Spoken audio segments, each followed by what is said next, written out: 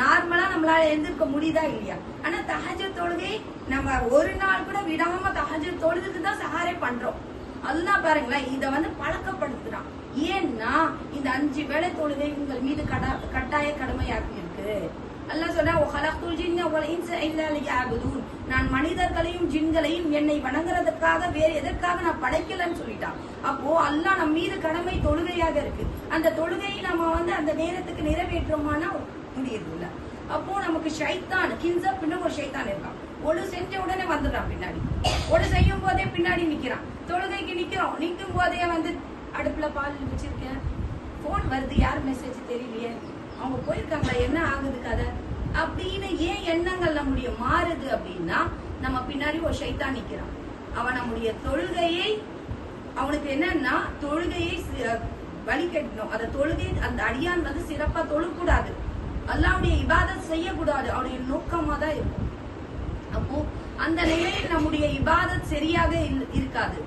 அதனால அப்போ தொழுகை இருக்காது. அதுதான் நபி ஸல்லல்லாஹு அலைஹி வஸல்லம் சொல்றாங்க, யார் மிக சிற வீரன் அப்படின்னா வாள் எடுத்துட்டு சண்டை போடுறான், அவன் வீரன் கிடையாது. ஷைத்தானிடம் சண்டை போடுறவன் தான் மிக சிறிய மிக வீரனாக இருக்கின்றான். ஷைத்தான் சொல்லுவான் தொழுவாத, அந்த நேரத்துல நீ என்ன சொல்ற தொழுணும்.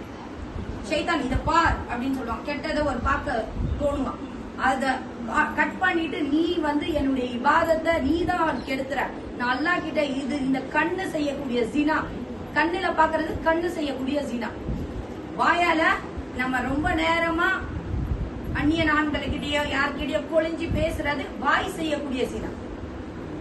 அப்போ நம்ம ஒவ்வொரு உறுப்புகளும் நான் எதுவுமே செய்யல, நம்ம செய்யறதும் ஜினாவில் சேர்ந்ததுதான். இதுக்கு கூட அல்லாஹ் தஆலா கேள்விகள் இருக்கு. இப்ப ஷைத்தான் சொல்ற பேசு பாரு. அப்ப இந்த விஷயங்கள் எல்லாமே நமக்கு ஷைத்தான் வலியுறுத்திட்டே இருக்கான். அப்ப நம்மளால சரியா தொழு முடியல. அதான் நபி ஸல்லல்லாஹு அலைஹி வஸல்லம் சொல்றாங்க, வக்துடைய தொழுகை நீங்க நிறைவேற்றுங்க, அப்ப ஷைத்தானிடம் சண்டை போடுங்க அப்படின்னு சொல்றாங்க. சரி அல்ஹம்துலில்லாஹ், இப்போ நம்மளால ஏன் தொழ முடியுது அப்படின்னா இந்த ஷைத்தான்களுக்கு என்ன பண்ணிட்டாங்களா விலங்குகள் போட்டிருக்க, அதனால ஓரளவு நம்ம தொழுதுட்டே இருக்கோம்.